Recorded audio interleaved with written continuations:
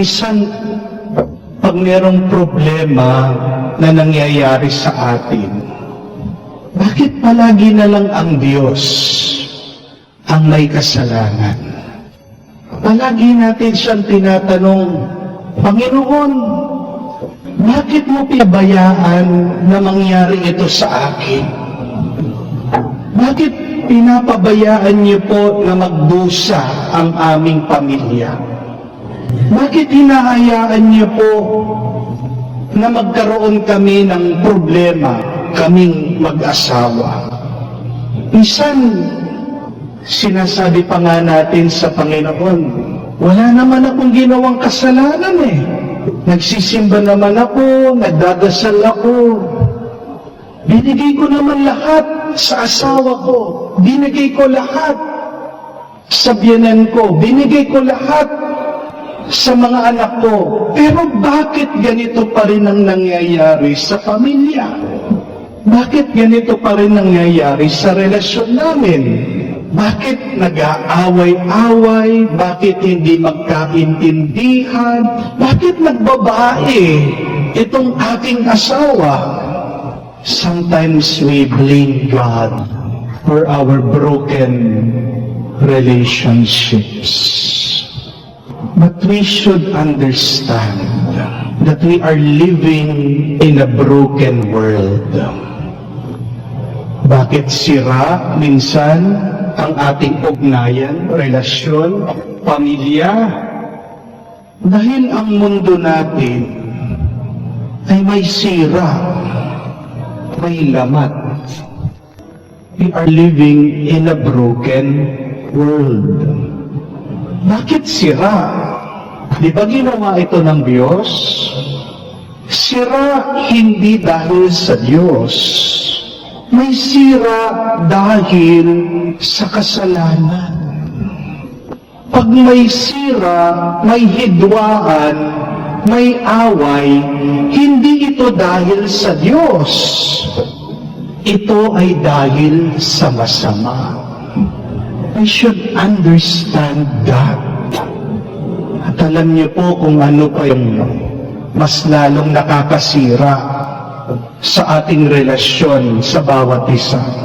Bakit lumalala yung sira ng ating ugnayan, pagsasama at pagmamahalan? Ito ay dahil may sira na hindi pa tayo nagpapatulong sa Diyos para ayusin ito. What makes the broken relationship worse is we try to fix it ourselves. Hindi po pag nasira yung gadget, yung gamit natin sa bahay, anong gagawin mo para maayos ito? Dadalhin mo dun sa gumawa. Pag nasira yung isang bagay, subukan mo, ayusin mo. Wala kang kaalam-alam. Anong mangyayari? Maayos o masisira? Lalong masisira. Bakit lalong nasira? Hindi mo naman alam ayusin eh. Pero binuksan mo, nalikot mo, kaya lalong nasira. Pag may sira sa buhay natin, huwag mong aayusin na mag-isa. Magbalik ka dun sa gumawa sa iyo. At sino po yung gumawa sa atin? Ang Diyos. Ang Diyos ang nakakaalam paano niya aayusin ang ating buhay. Ang Diyos ang nakakaalam paano niya aayusin yung ating ugnayan, yung ating relasyon sa bawat isa. Pero yan yung problema sa atin eh.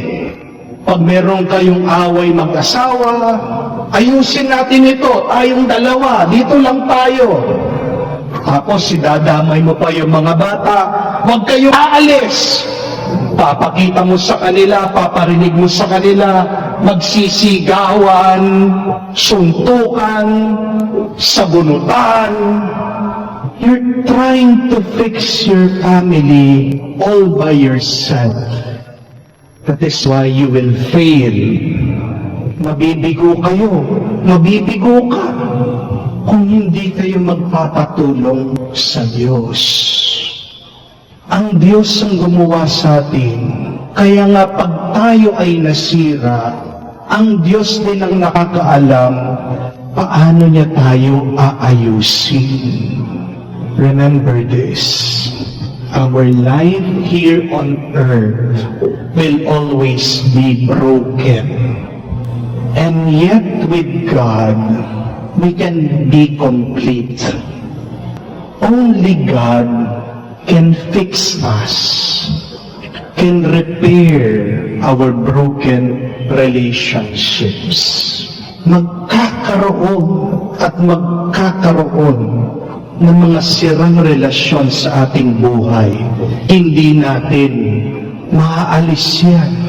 Hindi mawawala yan.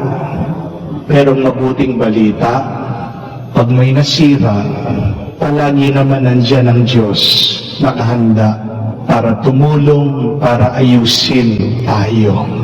Pag nasira, huwag mong itatapon. Pag nasira, ilapit mo sa gumawa.